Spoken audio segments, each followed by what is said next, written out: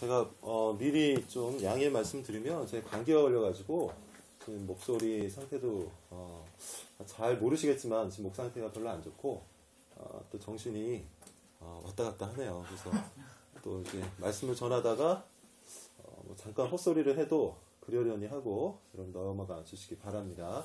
오늘도 사실 분량이 많기 때문에 여러분과 제가 함께 집중해서 듣지 않으면 핵심적인 메시지를 놓칠 수가 있어요. 우리가 어떤 한 가지 지금 목적을 놓고 같이 함께 성경을 바라보고 있는데 사실은 설교는 원래는 이런 방식으로 하는 게 적절하진 않습니다. 원래 설교는 어떤 하나의 본문, 뭐 예를 들어서 1절부터 한 10절까지 정해놓고 거기에 있는 핵심적인 메시지를 전달하는 게 사실 설교학에서는 가장 적절한 방법론이라고 이렇게 알리고 있어요. 근데 이제 우리는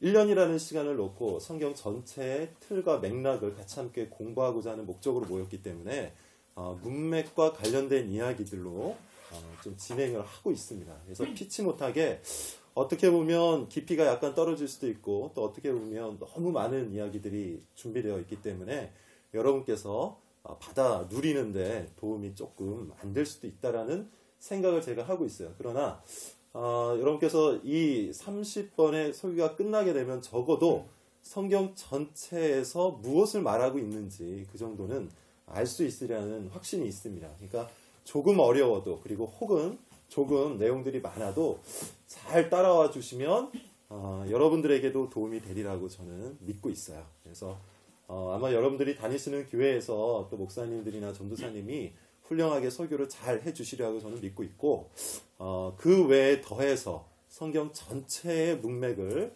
저는 다루어 보도록 하겠습니다. 그래서 가능하면 여러분들이 교회에서 배우는 것들과 겹치지 않는 게 좀 더 적절하다고 생각을 하고 있고요. 또 뿐만 아니라 그러면서도 유익한 시간이 되리라고 저는 믿습니다. 그래서 저와 여러분들이 함께 만들어가는 시간이고 결국 이 시간의 주인은 우리가 잘 아는 것처럼 하나님이시죠.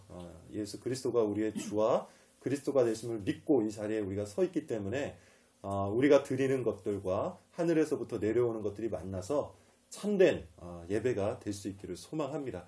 분명히 여러분께서 피곤하고 지치실 만한 이 금요일 저녁 시간인데 그럼에도 불구하고 여러분들이 이 자리에 나오신 것은 하나님의 각별한 은혜가 있다고 생각하고 여러분들이 스스로 걸어 나온 것이 아니라 하나님께서 마음을 주시고 그 발걸음을 인도해 주셨다고 저는 믿어요.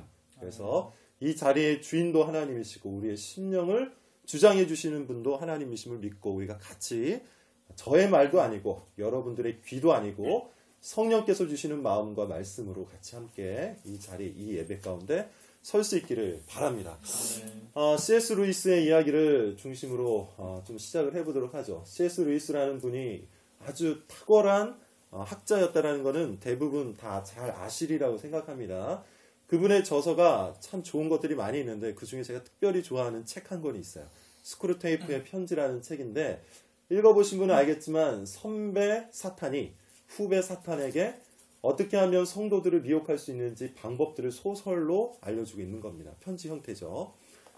그 중에 이제 첫 번째 그 장에 등장하는 이야기인데 제가 잠깐 발췌해서 읽어보도록 하겠습니다. 악마가 사람들을 유혹하는 방법론인데요. 이런 이야기를 합니다. 내가 맡은 골수 무신론자 하나가 있었는데 아차하는 사이에 이 환자라 하면 이제 그 성도를 뜻하는 거예요. 이 환자가 영적인 것에 관심을 갖기 시작하는 거야. 그래서 난 논증적으로 방어하려기보다는 이런 말을 해주었지. 점심을 먹어야 할 때가 되지 않았는가. 이 영적인 문제는 너무나도 중요하기 때문에 이렇게 간단하게 생각하고 끝날 문제가 아니고 다른 일들을 다 처리한 후에 여유롭게 생각해야 되지 않을까? 그러면서 동시에 사람들이 열심히 사는 모습들을 눈에 보여주며 진짜 중요한 것은 그런 뜬구름 잡기, 관념 속에 있는 믿음에 대한 이야기가 아니고 영적인 이야기가 아니고 실제 삶이라는 것을 일깨워 주었지. 그러니 계속해서 눈앞에 펼쳐지는 익숙한 것들, 일상에 환자의 정신이 팔리도록 해. 여러분 이거는 제 말이 아니에요. 성도를 유혹하는 악마의 이야기예요. 이 내용들을 여러분 잘 살펴보시면 어떤 이야기를 지금 하고 있습니까? 악마가 사탄이 우리로 하여금 영적인 것에 집중하지 못하게 하는 그 방어책이 있는데 그 방어책의 주된 내용이 뭐였어요? 우리로 하여금 일상적인 것들에 자꾸 시선과 마음을 빼앗기게 하는 거예요. 아마 이 자리에 계신 우리 모든 청년들, 램 지체들은 그 마음속에 영적인 어떤 갈급함이 다 있으리라고 생각해요. 그리고 하나님을 향한 마음이 있고 주님의 뜻대로 하나님의 영광대로 살기 원하는 그런 마음들이 다 있으리라고 생각을 합니다. 그런데 이런 마음들이 문제는 뭐냐면 아주 가끔씩 튀어나온다는 것이죠. 예배 시간에 튀어나오거나 아니면 어떤 특별한 상황 속에서만 튀어나오지 대부분의 시간들, 대다수의 시간들은 다 무엇에 함몰되어 살아가고 있습니까? 일상적인 것들, 평범한 것들, 실제적인 삶에 대한 것들에 나의 관심을 빼앗기고 영적인 것들은 다 후순위로, 다 뒤쳐져서 생각하게 된다라는 것입니다. 그런데 안타깝게도 C.S. 루이스의 통찰력에 의하면 이것들이 다 뭐라는 거예요? 사탄의 유혹과 시험이라는 겁니다. 바라옵기는 아무쪼록 여러분들이 이 시간을 통해 이 예배를 통해서 삶의 최우선순위가 뒤바뀌는 역사가 일어나기를 바랍니다. 분명 우리가 살아오면서 우리의 마음과 생각과 정신이 이 세상의 일상적인 것들에 빼앗길 수밖에 없는 세상을 우리는 살고 있어요. 그리고 우리는 그렇게 연약한 존재입니다. 그러나 예배라는 이 시간은 하늘의 것들이 우리의 심령과 마음과 삶에 임해서 지상에 속해 있었던 우리의 모든 더러운 것들을 바꿔내고 우선순위를 바로잡는 시간이에요. 예배라는 타이틀로 모이는 모든 시간은 하늘이 지상의 것들을 대체하는 시간입니다. 그러므로 여러분, 이 예배 시간뿐만 아니고 여러분들 교회에서 예배드리는 그 모든 시간들 속에 하늘의 것들이, 그 영적인 것들이 보이지 않아도 최우선 가치로 변화되는 그런 시간이 되기를 원합니다. 특별히 이 시간이 그런 시간이 되기를 원해요. 우리가 지난주에 했던 것들을 간략하게만 말씀드리고 오늘 이야기로 좀 들어가 보도록 하죠. 지난주에는 창세기 4장부터 11장까지 무엇을 공부했냐 하면 인간의 전적인 타락, 부패, 하나님을 발견할 수 없는 지성의 닫힘, 그리고 주님의 말씀을 들었음에도 불구하고 우리의 감성에 아무런 영향을 미치지 못하는 우리의 영적 둔감함, 그리고 이 모든 것들을 다 안다 할지라도 하나님 앞에 우리의 삶을 꾸릴 수 없는, 무릎 꿇을 수 없는, 예배 드릴 수 없는 의지의 무기력함에 대해서 배웠어요. 그게 가인으로부터 시작해서 바벨탑으로 마무리가 되었다 그랬죠? 가인으로부터 시작해서 바벨탑으로 마무리되었다라는 것은 성경은 뭘 이야기하냐면 인간은 끝없이 스스로 하나님이 되고자 하는 욕망과 본성이 그 가슴 속에, 그 심령과 삶 속에 남겨져 있다라는 거예요. 심지어 하나님의 말씀을 붙잡고도 그 말씀을 사용해서 내가 하나님이 되고자 하는 것, 그런 욕망이 인간의 심령 가운데 남겨져 있다는 겁니다. 그래서 다 알아요. 성경도 다 공부했어요. 신학적인 모든 부분들이 완벽합니다. 그럼에도 불구하고 그 모든 지식을 딛고 본인이 하나님이 되고자 하는 게 인간의 본성이라는 거예요. 그러므로 여러분, 인간은 철저하게 어떤 존재라는 것을 우리는 1차적으로 알아야 됩니까? 나는, 여러분들은, 우리는 하나님 앞에 서서 단 하나의 의로움도 주장할 수 없는 존재. 이것을 여러분 인정하셔야 돼요. 성경은 이것을 뭐라고 얘기했냐면 죄라고 얘기했고 죄인이라고 얘기했어요. 성경의 지적은 여러분 사실 명확합니다. 우리를 향해서 죄인이라고 그랬어요. 그리고 예수님께서 이 땅에 오신 이유를 뭐라고 얘기했냐면 자기 백성을 저희 죄에서 구원하시기 위해 오셨다 그랬어요. 그러므로 여러분, 우리가 우리 가운데, 우리 내면 속에, 우리 삶 속에 아주 깊숙하게 남겨져 있는 죄의 문제를 확인하지 못하면 예수님이 내 인생의 주와 그리스도가 되지 못해요. 다시 말씀드리면 십자가가 우리 삶 속에 어떠한 의미가 되고 있는지 깨닫지 못한다는 거예요. 그러므로 우리는 반드시 죄의 문제 앞에서 진지해야 됩니다. 사탄이 얘기하는 것처럼 그 일상적인 문제, 평범한 삶의 문제, 실질적인 삶의 지침의 문제 앞에 우리의 생각과 마음을 자꾸 빼앗기기보다는 이 영적인 문제, 구원의 문제, 죄의 문제, 십자가의 문제, 복음의 문제 앞에 1차적으로 우리의 삶이 달라붙어 있어야 된다는 거예요. 여기에서 우리의 삶의 모든 해답이 만들어지기 때문이에요. 자, 오늘은 이 전적 무기력함, 전적 부패 상태에 놓여있는 인간을 하나님께서 어떻게 다루시는지에 대한 이야기를 이야기해 보도록 하겠습니다. 특별히 질문을 이걸로 한번 시작을 해보도록 하겠어요. 여러분, 하나님의 영광을 원합니까? 하나님의 영광을 돌리는, 하나님께 영광을 돌리는 삶을 살기를 원하세요?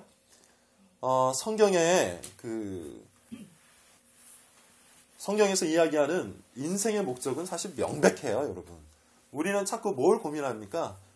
내 인생을 향한 하나님의 구체적인 목적이 뭐냐, 이거 갖고 늘 고민하는데, 사실 성경은 모든 사람들, 모든 인류, 나에게 뭐라고 얘기하냐면, 너는 하나님의 영광을 위해 지어졌다고 이야기해요. 너는 평생 동안 하나님의 영광을 위해 살아야 된다고 이야기합니다. 그렇다면 우리의 질문은 어디에 놓여져 있어야 되죠? 하나님의 영광을 위한 삶이 도대체 뭐냐? 이 고민을 여러분 이제 하셔야 돼요.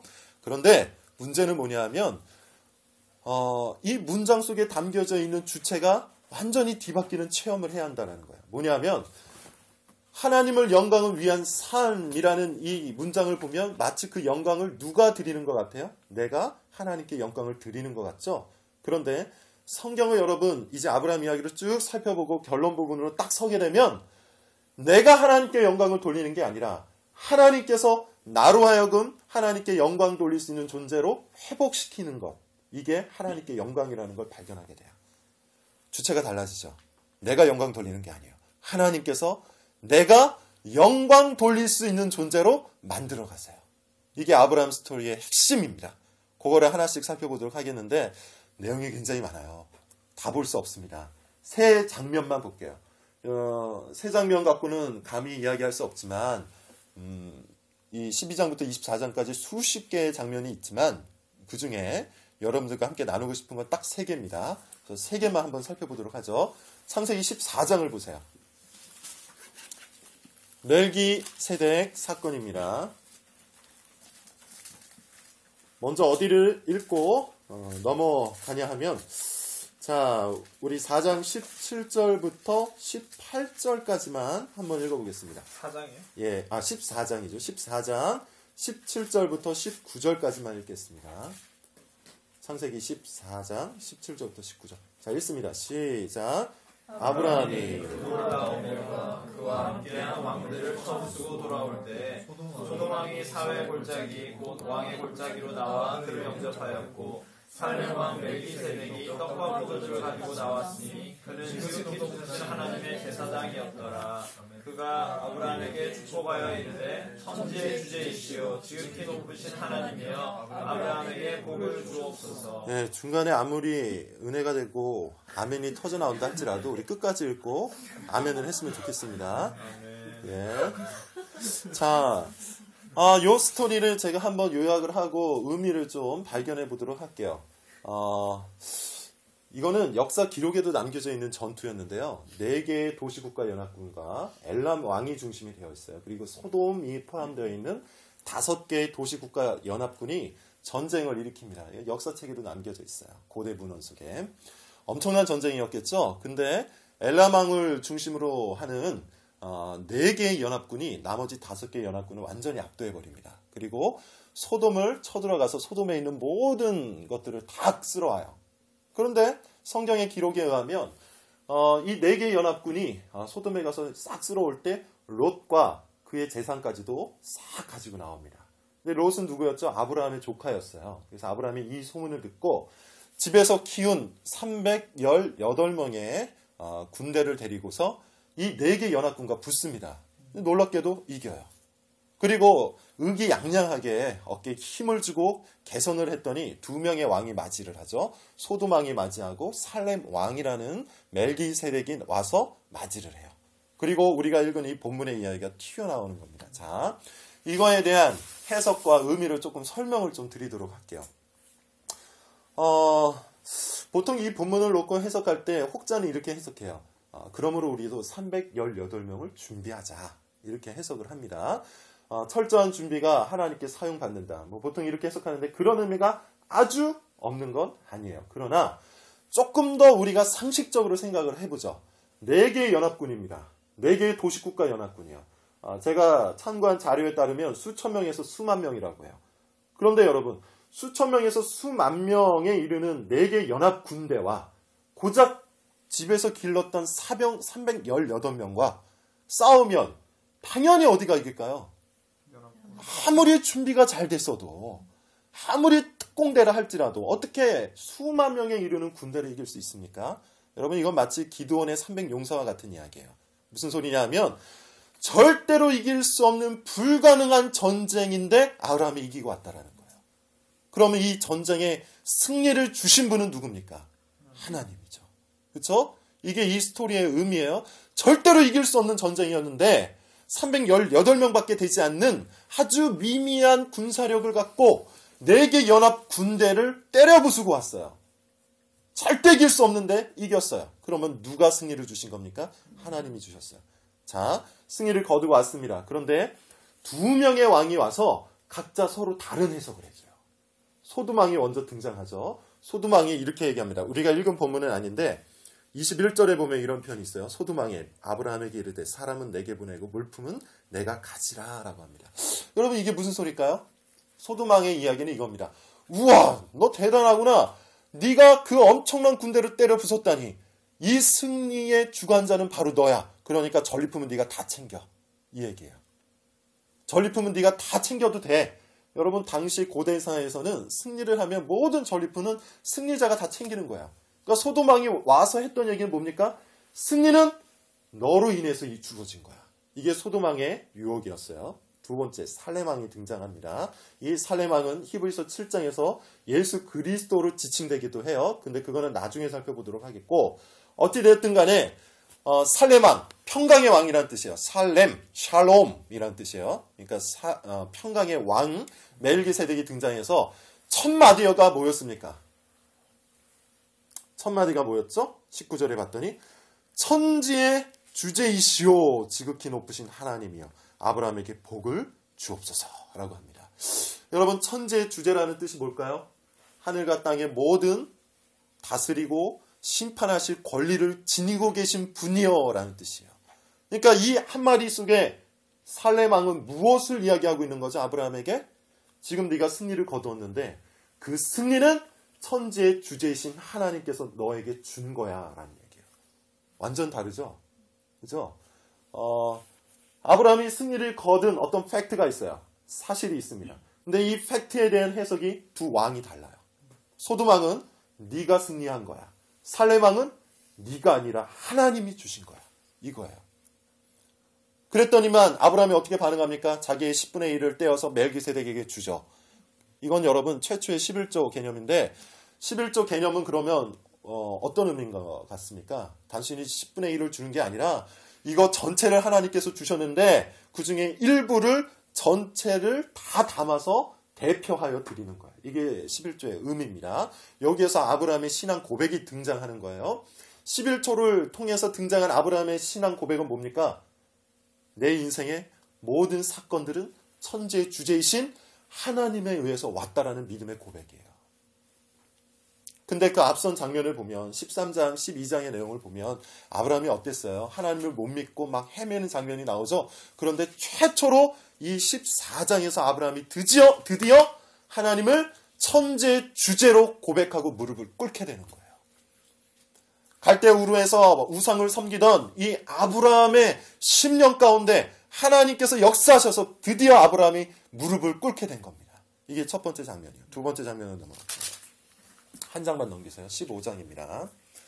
15장은 사실 여러분 꽤 어렵지만 굉장히 중요한 내용이에요. 드디어 하나님께서 아브라함에게 찾아와서 언약을 맺어주세요. 언약은 12장에서 이미 한번 맺으셨는데 구체적인 언약이 15장에 등장합니다. 이거를 이제 신학적으로는 횃불 언약이라고 해요.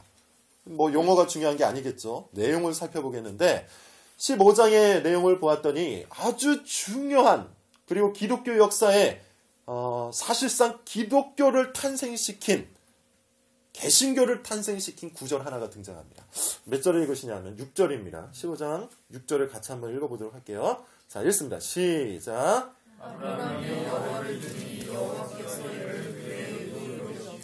여러분 이게 뭐죠? 이신칭의 믿음으로 말미암아 구원을 얻는다라는 이야기입니다. 이게 15장에 처음으로 등장해요. 어떤 맥락에서 등장했는지를 살펴봐야겠죠. 하나님이 아브라함에게 찾아와서 이야기를 하세요. 내가 너를 큰 민족을 이루겠어. 그랬더니만 아브라함이 뭐라고 하냐면 저는 아이를 못 낳을 몸인가 봐요. 이 늙은 종 엘리에셀에게 나의 모든 재산을 주려고 합니다. 그랬더니 아브라함을 데려다가 하나님께서 하늘을 보여주시고 이 별처럼 너의 자손이 번성하게 될 거야. 너의 자손을 통해 큰 민족을 이루게 될 거고 복이 너의 자손을 통해서 이루게 될 거야 라고 말씀을 해주세요. 그랬더니만 아브라함이 어떻게 하냐면 믿어버려요. 그랬더니 이 믿음을 놓고 하나님께서 아브라함을 의롭다고 합니다. 근데 여러분 놀라운 이야기는 뭐냐면 16장에 등장하는 스토리와 15장에 등장하는 스토리, 요 두 스토리에 등장하는 아브라함 믿음이 완전히 달라요. 우리가 이 15장에 등장하는 믿음만 보면 아브라함의 믿음이 어떤 것 같아요? 아주 완벽하고 완전한 믿음인 것 같죠. 그러니까 하나님께서 아브라함의 믿음을 보고 그를 의롭다 말씀하셨다고 착각을 해요.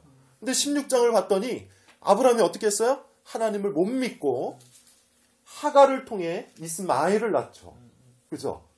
그렇다면 15장에서 완전한 믿음이 16장에서 깨진 걸까요? 아니면 그 반대로 온전하지 못한 믿음을 보고 하나님께서 의롭다고 여기신 걸까요? 지금 이해를 하고 있는 겁니까? 예, 죄송합니다. 여러분들의 눈빛이 제가 의심했어요. 자, 이해를 했다고 믿고 진행을 하도록 할게요. 예. 15장은 온전하지 못한 아브라함의 믿음이었어요. 온전하지 못하고 여전히 깨질 수 있는 믿음이었고 여전히 하나님의 관점에서 볼 때는 상처도 많고 여전히 서투른 설익은 믿음이었는데 요 미약한 믿음을 보고 하나님께서 의롭다고 말씀해 주신 거예요. 이해가 되세요? 그런데 왜 하나님께서 이 미약한 아브라함의 믿음을 보고 의롭다고 말씀하셨을까요? 그 이유가 17절에 등장합니다. 15장 17절이에요. 자, 15장 17절에 내용을 우리 같이 한번 읽어보도록 하죠. 자, 읽습니다. 시작. 해가 져서 어두울 때 연기나는 화로가 보이며 타는 물이 쪼갠 고기 사이로 지나가더라. 이게 뭔 소린가 싶죠? 당대 고대인들은 계약을 하는데 우리는 사인을 하잖아요. 현대는. 당대에는 사인을 하지 않고 어떻게 했냐면 동물을 갖다가 죽여요. 그리고 반으로 나누었고 그 중간에 통로를 내고 계약의 당사자 둘이 손을 잡고 왔다 갔다 합니다. 그러면 이 계약이 성립됐다는 얘기예요. 어떤 의미냐 하면 이 계약을 깨는 사람은 쪼갠 고기와 같이 쪼개질 것이다. 살벌하죠? 그런데 내용을 여러분 자세히 보시면 이 계약이 맺어지고 있는데 쪼갠 고기 사이로 왔다 갔다 하는 계약이 맺어지고 있는데 보았더니 아브라함과 하나님이 같이 왔다 갔다 합니까? 아니면 하나님 홀로 왔다 갔다 하십니까? 횃불로 등장하시는 하나님 홀로 이 계약을 왔다 갔다 하시죠. 쪼갠 고기 사이로 왔다 갔다 하시죠. 그러면 이건 뭘 의미하는 겁니까? 아브라함의 미약한 믿음을 보고 그 믿음 때문에 아브라함을 의롭다고 하신 게 아니라 하나님께서 스스로 일하실 것에 근거하여 아브라함을 의롭다고 하신 거예요. 그래서 이 미약한 아브라함의 믿음을 어떻게 만들어 가실까요? 그 얘기가 22장에 기록되어 있어요. 22장으로 넘어가 봅시다. 중간에 이삭을 낳게 되죠. 드디어. 근데 여러분 적어도 아브라함의 한 인생만 놓고 보면 이삭 자체가 하나님의 목적이 아니었어요. 아브라함의 인생만 놓고 보자면 전체적으로 아브라함의 인생뿐만 아니라 구속사의 역사적 사건으로 보면 이삭 자체가 목적인데 아브라함의 인생 자체만 놓고 보면 이삭 자체가 목적이 아니었다라는 것이 22장에서 확인됩니다. 왜냐하면 하나님께서 이삭을 어떻게 하라고 그러죠? 바치라고 그래요. 바치라고 그래요. 그래서 아브라함이 이삭을 붙잡고 모리아 산 위로 올라갑니다. 이건 제가 예전에 한번 설교한 기억이 있으니까 자세하게 설명하지 않겠어요. 올라가서 제물로 바치려고 하는 순간 하나님께서 멈추게 하시고 이렇게 하나님이 고백하세요. 자, 22장 12절입니다. 우리 같이 한번 읽어보도록 하죠. 22장 12절. 자, 시작. 사자가 이르시되 그 아이에게 내 손을 대지 말라. 그에게 아무 일도 하지 말라. 네가 네 아들 내 독자까지도 내게 아끼지 아니하였으니 내가 이제야 내가 하나님을 경외하는 줄 아노라. 자, 여기서 정말 중요한 단어가 뭐라 그랬죠? 이제야라는 단어라 그랬죠. 갈대아 우루, 하나님을 전혀 알지 못했던, 하나님을 주인 삼지 않고 천지의 주제로 인정하지 않던 그 아브라함을 하나님께서 갈대아 우루에서 건져내셔서 아브라함에게 믿음의 순례길을 떠나게 하시고 아주 미미한 그 믿음을 보시고 의롭다고 말씀하신 하나님께서 아들 이삭을 자신에게 바치는 아브라함을 보고 뭐라고 고백하는 거야? 드디어 네가 이 자리까지 왔구나. 네가 드디어 참 순종의 자리까지 오게 되었구나. 네가 드디어 나를 하나님으로 인정하는 이 자리까지 오게 되었구나. 네가 이제야 나를 경외하는 줄 아노라 라는 고백을 하시는 거예요. 그러므로 여러분, 바로 이 자리까지, 하나님을 경외하는 그 경지까지, 하나님께 온전히 영광 돌리는 그 경지까지 이끌고 오신 분은 누구예요? 하나님 자신이 되세요. 아브라함의 믿음이 아니었어요. 아브라함의 순종이 아니었어요. 아브라함의 행위가 아니었고 열심이 아니었고, 처음부터 끝까지 하나님께서 아브라함을 붙잡고 계속해서 인도하여 주셔서 아브라함을 통해 하나님께서 홀로 영광 받으신 겁니다. 자, 요거를 하나 더 살펴보죠. 한 장 더 넘어가 보세요. 16절부터 18절이에요. 22절, 16절부터 18절인데 사실 요게 굉장히 중요한 내용이 담겨져 있어요. 근데 제가 시간 관계상 설명을 못하고 흐름에 관련된 이야기 하나만 하고 넘어갑니다. 18절만 읽도록 할게요. 22장 18절. 자, 읽습니다. 시작. 또 내 씨로 말미암아 천하 만민이 복을 받으시니 이는 내가 나의 말을 수행하였음이니라 하셨다. 여러분, 뭔가 달라지지 않았습니까? 성경을 읽을 때 이런 차이를 읽으셔야 의미를 제대로 발견할 수가 있는데, 여러분 18절을 보았더니 내 씨로 말미암아 천하 만민이 복을 받으리니, 이거는 아브라함을 갈대아 우르에서 불러내실 때부터 하셨던 말씀 맞죠? 그리고 15장에서도 하셨던 말씀이 맞아요. 그리고 18장에서 또 한 번 하신 말씀이에요. 그러니까 아브라함에게 계속해서 주어 주셨던 약속이에요. 그런데 여기에 뭔가 하나가 더 붙었어요. 그게 뭐죠? 내가 나의 말을 준행하였음이니라 하셨다. 그러니까 여러분, 22장 18절에 요 내용만 놓고 보면 마치 하나님께서 아브라함을 통해서 천하 만민이 복을 얻게 되는 것을 무엇 때문에 된 것처럼 말씀하세요? 아브라함의 행위 때문에 된 것처럼 말씀하세요. 마치 아브라함이 잘 순종했기 때문에 내가 이 언약을 지킬게 라고 말씀하는 것처럼 여겨지게 된단 말이에요. 그런데 여러분, 12장으로 한번 넘어가 보시죠. 12장 2절만 한번 읽어보도록 하겠습니다. 12장 2절. 요거를 해결하고 넘어가야 아브라함 인생 전체를 관통하는 하나님의 영광의 의미, 이것이 무엇인지를 발견할 수 있습니다. 자, 12장 2절을 읽습니다. 시작. 내가 너로 큰 민족을 이루고 내게 복을 주어 내 이름을 창대하게 하리니 너는 복이 될지라. 자, 12장에 의하면 여러분, 천하 만민이 복을 얻는 것은 아브라함의 행위가 전제되어 있습니까? 아니면 하나님께서 그냥 약속하신 겁니까? 그냥 약속하신 거죠. 행위가 전혀 전제되어 있지 않아요. 그런데 22장에 갔더니 마치 행위 때문에 이 약속이 성취된 것처럼 말씀하세요. 그러면 여러분, 12장부터 22장까지 도대체 어떤 일이 일어난 거죠? 하나님께서 아브라함의 믿음을 순종하는 믿음으로 만드시고 그 순종 때문에 마치 지키시는 것처럼 표현을 해놓고 있다는 얘기예요. 무슨 말인지 이해가 되세요? 하나님은 처음부터 아브라함을 통해서 천하 만민이 복을 얻는 것을 마음 먹고 계셨어요. 그리고 하나님은 그냥 그렇게 하실 수 있으세요. 그런데 이것이 목적이 아니었고, 이것도 하나의 목적이었지만 아브라함의 인생만 놓고 보면 어떤 목적이 그 안에 들어가 있어요? 아브라함이 하나도 믿음이 없었던 그 상태부터 계속해서 만드시고 다루시고 깨부수고 다시 한번 싸우셔서 결국 순종하는 자리에까지 이르게 하셔서 그 순종을 보고 하나님의 약속이 성취되는 것처럼 표현하신다는 거예요. 자, 이거와 제가 처음에 이야기했던 것과 연관시켜서 한번 이야기를 하도록 할게요. 여러분, 우리는 하나님께 영광을 돌리도록 창조된 존재죠. 우리는 하나님의 영광을 위해서 살아가야 됩니다. 그런데 너무나도 많은 순간 이 하나님의 영광이 마치 우리의 행위에 달려있는 것처럼 생각할 때가 있어요. 예컨대 이런 거죠. 내가 열심히 노력해서 명예를 얻고 그 명예를 얻은 자리에서 하나님의 이름을 외치면 하나님 영광 받으시는 것처럼 생각해요. 근데 여러분, 이건 뭐가 잘못됐냐 하면 우리가 그렇게 하지 않으면 하나님께서는 명예가 없는 것처럼 여기는 거라는 거예요. 내가 돈을 많이 벌어서 돈을 많이 가진 그 자리에서 하나님께 영광을 돌리면 하나님이 영광 받는 것처럼 여겨요. 그런데 여러분, 우리는 착각하지 말아야 됩니다.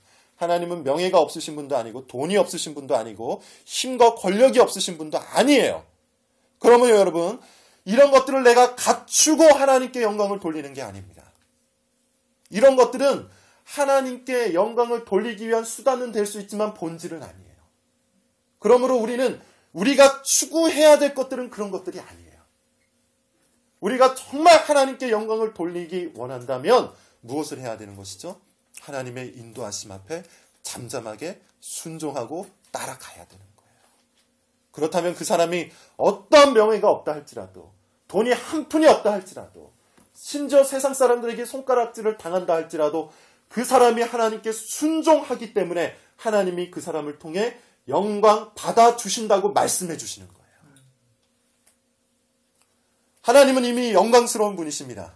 하나님은 이미 영광을 충만하게 지니고 계신 분이에요. 그런데 하나님은 우리를 너무나도 사랑하시니까 우리와 동행하고 동역하기를 원하셔서 우리를 그 순종의 자리까지 끌고 가셔서 마치 내가 순종하여 하나님께 영광을 돌리는 것처럼 말씀해 주시는 거예요. 여러분 이걸 아셔야 돼요. 그러니 내가 그 자리에 섰을 때 교만할까요? 겸손할까요? 겸손할 수밖에 없죠. 그럴 때 하나님 앞에 참된 영광을 돌리게 되는 거예요. 그래서 여러분 신약에 예수 그리스도를 뭐라고 했죠? 예수님은 하나님의 말씀을 한평생 동안 다 지켜 행한 분이에요. 그리고 예수님은 어때요 여러분? 명예를 갖고 계셨습니까? 권력을 갖고 계셨습니까? 부유함을 갖고 계셨습니까? 그 인생의 끝은 십자가였잖아요. 그럼에도 불구하고 히브리서는 예수 그리스도를 뭐라고 얘기하냐면 저가 하나님의 영원한 영광의 광채라고 얘기해요. 왜요? 하나님의 말씀을 남김없이 순종했기 때문이에요. 여러분 우리는 순종해야 돼요. 하나님의 이끄심 앞에 담담히 서야 돼요. 내가 무엇인가 움켜잡는 게 하나님의 영광이 아니에요. 내가 무엇인가를 얻어내는 게 하나님의 영광이 아니에요. 내가 어딘가에 올라서는 게 하나님의 영광이 아니에요. 물론 여러분 이것도 하나님의 영광을 드러내기 위한 수단은 될 수 있어요. 하나님께서 나를 그렇게 이끌고 가신다면 당연히 그 자리에 가야겠죠. 그러나 그것들을 향해서 내가 열심히 달려갈 이유는 없어요.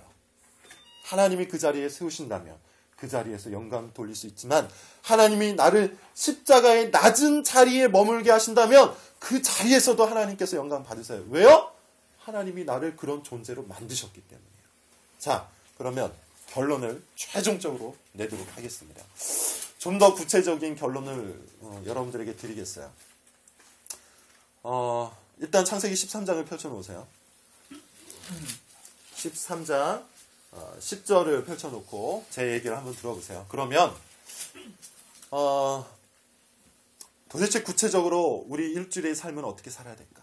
하나님께 영광 돌리기 위해 나는 어떻게 살아야 될까? 일주일의 삶, 하루의 삶, 우리 일생의 모든 삶을 하나님 앞에 어떻게 드려야 될까? 고민이 되시죠? 그것에 대한 답을 한번 찾아보도록 하겠습니다. 이 창세기 13장 10절은 두 사람의 운명이 결정되는 그 지점입니다. 아브라함의 조카 롯과 아브라함의 인생이 여기서 갈라서게 돼요. 사건의 발단이 이겁니다. 하나님께서 축복해 주셔서 아브라함과 롯의 재산이 너무너무 커졌어요. 그러다 보니까 롯과 아브라함의 종들이 막 싸워요. 왜 싸우냐면 물이 굉장히 귀하죠. 그래서 서로 물을 차지하려고 싸워요. 아브라함이 봤더니 이랬다가는 가족 간의 의가 깨질 것 같아. 그래서 조카 롯을 불러서 이야기합니다. 야, 이제 우리 헤어질 때가 됐나 보다. 헤어지자. 서로 좋은 장소를 택해보자. 너부터 골라봐라. 그래요. 그랬더니만 롯이 이렇게 합니다. 10절을 한번 읽어보도록 할까요? 13장 10절. 자, 읽습니다. 시작. 이에 롯이 눈을 들어 연한 지역을 바라보지 수알까지 온 땅에 물이 넉넉하니 여호와께서 소돔과 고모라를 멸하시기 전이었으므로 여호와의 경상하고 애굽 땅과 같았다. 자, 롯이 눈을 들어서 어떤 지역을 봤죠? 그 지역이 어디였어요? 소알 지역이에요. 거기에는 소돔이 있었어요. 근데 소돔을 봤더니 어때 보였어요? 너무 좋아 보이는 거예요. 물도 넉넉하고 애굽 땅. 지금으로 치면 여러분 거의 미국 땅 같은 거예요. 당대 최강대국 애굽 땅. 그리고 여호와의 동산 어디죠? 에덴 동산을 얘기하는 거예요. 그러니까 거기에 가기만 하면 뭐가 될 것 같은 거예요? 부자가 될 것 같은 거예요. 내 인생의 성공이 보장될 것 같은 거예요. 그래서 거기로 가기로 결정을 합니다. 근데 마음속에 걸리는 것이 하나가 있었어요. 그게 뭐냐면 13절입니다.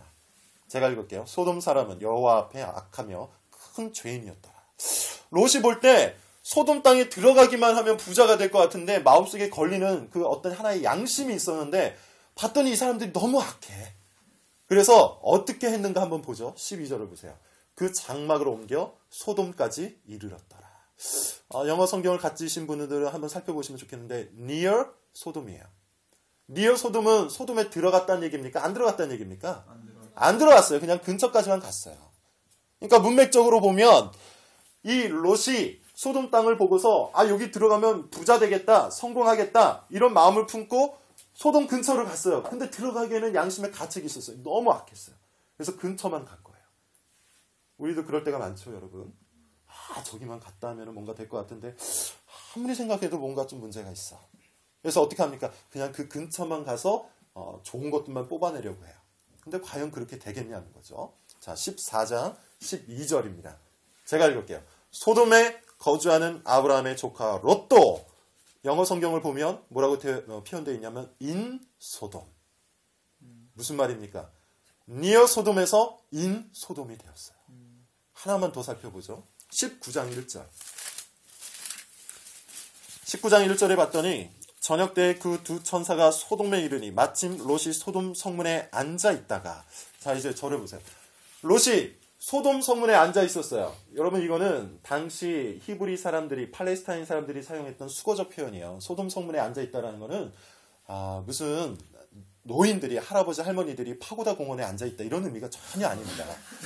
소돔 성문에 앉아 있다. 그러니까 성문에 앉아 있다라는 표현은 당대 성내에서 가장 유력한 사람, 가장 영향력 있는 사람, 혹은 법관들만 소돔 성문에 앉아 있을 수 있었어요.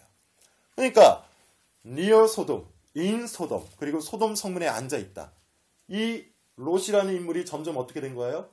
소돔이라는 그 성의 가치관과 세계관에 함몰되어 거기에 편승함으로 소돔에서 유력한 사람이 되어버린 거예요. 그러니까 소돔 성문에 앉아있다라는 표현은 뭡니까? 소돔의 가치관과 세계관과 물질관에 의하여 성공한 사람이 되었다는 얘기예요. 우리가 잘 아는 것처럼 롯의 최후는 어떻게 되죠? 아내는 소금 기둥이 되어 죽고 놀랍게도 두 딸과 동침하여서 아들을 낳는데 이 아들이 누가 되냐면 암몬과 모압의 조상이 돼요. 암몬과 모압은 그 뒤에 쭉 살펴보면 이스라엘 백성들의 대적이 됩니다. 그러니까 롯이라는 사람의 인생의 열매가 암몬과 모압이 되었어요. 도대체 왜 이렇게 됐을까요? 아브라함의 이야기는 우리가 살펴볼 필요도 없죠. 믿음의 조상이 되었기 때문에. 왜 아브라함과 롯은 이런 결정적인 차이를 맞게 되었을까요? 다시 13장으로 넘어가 봅시다. 13장 10절. 이유가 이거예요. 롯이 눈을 들어라고 되어 있죠. 여러분 이것도 눈을 들다라는 이 표현도 성경 문학적 표현인데 단순히 이렇게 고개를 숙이고 있다가 눈을 이렇게 들었다라는 표현이 아니에요. 이것은 어떤 수거적 의미가 있냐면 발 뒤꿈치를 들고 까치발을 하고 미간에 손을 대어 자기의 앞날을 내다보다라는 뜻이 여기에 포함되어 있어요. 그러니까 이게 여러분 무슨 뜻이죠? 롯이 자기 인생의 미래, 자기 인생의 앞날을 스스로의 관점으로 판단하여 보기에 좋은 것들을 택했다라는 거예요. 자, 제가 이런 표현을 했어요. 보기에 좋은 대로 택하였다. 성경에 어떤 시대가 떠오르죠? 사사기 시대. 사람들이, 그때 왕이 없었으므로 사람들이 각기 자기의 보기에 좋은 대로 행하였더라. 맞죠? 그러니까 롯의 인생의 열매가 모압과 암몬으로 결정난 이유가 어디에 있습니까? 롯의 모든 인생의 선택이 자기 눈의 관점, 자기 경험의 관점, 내가 보기에 좋은 것, 내가 보기에 아름다운 것. 자, 이 표현은 또 어디에서 등장했던 표현이죠? 아담과 하와가 선악과를 따먹을 때 자기 보기에 좋았던 것, 먹음직도 하고 지혜롭게 할 만큼 탐스럽기도 한 걸 따먹잖아요. 그러니까 자기 눈에 보기에 좋은 것, 자기 가치관, 자기 세계관, 자기 경험에 의하여 자기 인생의 앞날을 결정한 사람, 그 사람이 롯의 열매, 롯의 최후, 롯의 결과를 맞이하게 된다는 거예요. 그럼 아브라함은 여러분 어떻게 했을까요? 14절을 보세요. 성경은 일부러 이렇게 비교를 해놓고 있습니다. 롯이 아브라함을 떠난 후에 여호와께서 아브라함에게 이르시되 너는 눈을 들어 너 있는 곳에서 북쪽과 남쪽 그리고 동쪽과 서쪽을 바라보라. 아브라함도 여러분 똑같이 눈을 들었죠. 근데 아브라함이 눈을 들게 한 주체는 누구십니까? 하나님이에요. 롯은 스스로 눈을 들어 자기 인생의 앞날을 보았지만 아브라함은 하나님이 눈을 들게 하셔서 앞날을 보게 하셨어요. 여기에 결정적인 차이가 있다는 겁니다. 자, 그러면 여러분 우리는 어떤 적용을 해야 할까요? 여러분 우리 인생에 실패가 있을 수 있어요. 잘못된 선택이 있을 수 있습니다. 그래서 실망하고 낭망할 수도 있고 잘못된 길로 들어갔다가 요나와 같은 상황을 맞이할 수도 있어요. 그러나 여러분 이 본문을 통해서 우리가 움켜잡아야 될 한 가지 메시지, 한 가지 적용이 여러분 뭘까요? 몸부림쳐야 된다는 거예요. 하나님께서 눈을 들게 하실 때 그 하나님의 일하심에 내가 내 인생을 맞추어서 눈을 들고 하나님이 보라고 하시는 그 관점대로 봐야 되는 겁니다. 오늘날 이것을 어떻게 적용할 수 있죠? 성경이에요. 성경. 성경이 하나님의 세계관이에요. 성경이 하나님의 가치관이에요. 성경이 하나님의 렌즈고 하나님의 안경이기 때문에 우리는 성경을 통해서 내 인생의 앞날을 바라보아야 한다는 거예요. 그럴 때 우리가 아브라함과 같이 믿음이 아주 미약한 상태에서 순종하는 믿음으로 하나님께 영광 돌리는 믿음으로 변화될 줄로 믿습니다. 아멘. 설령 중간에 실수가 있다 할지라도 다시 한번 여러분 우리가 믿음의 눈을 성경에 고정하여 성경을 통하여 우리 인생의 앞날을 바라보시는 우리 램 지체들이 되시기를 바랍니다. 기도하겠습니다. 사랑의 하나님, 아브라함의 인생을 통해서 믿음이 무엇이고 하나님께 영광을 돌리는 것이 무엇이고 의의가 무엇인지 살펴보았습니다. 미약한 우리의 믿음이고 실패와 낭망이 점철된 아주 설익은 인생이지만 그럼에도 불구하고 하나님께서 우리의 인생을 붙잡아 주셔서 하나님 나라를 바라보게 하시고 우리를 의롭다 하시고 그 영광 속에 이끌어 주심을 우리는 확인합니다. 우리로 하여금 하늘의 것들을 확인할 수 있게 하시고 지상의 모든 더러운 것들을 다시 한번 정결케 되는 역사가 말씀을 통해서 일어날 수 있음을 주님 우리는 확신합니다. 아버지 하나님, 이 자리에 있는 우리 사랑하는 모든 램의 지체들이 이와 같은 믿음의 확신을 얻어서 우리의 눈을 성경에 고정케 하셔서 성경을 통해서 세상을 바라볼 수 있게 하시고 성경을 통해서 내 인생을 바라볼 수 있게 하시고 성경을 통해서 우리 삶의 모든 것들을 바라볼 수 있도록 주여 우리 눈을 들게 하여 주시옵소서. 예수님의 이름으로 기도드립니다.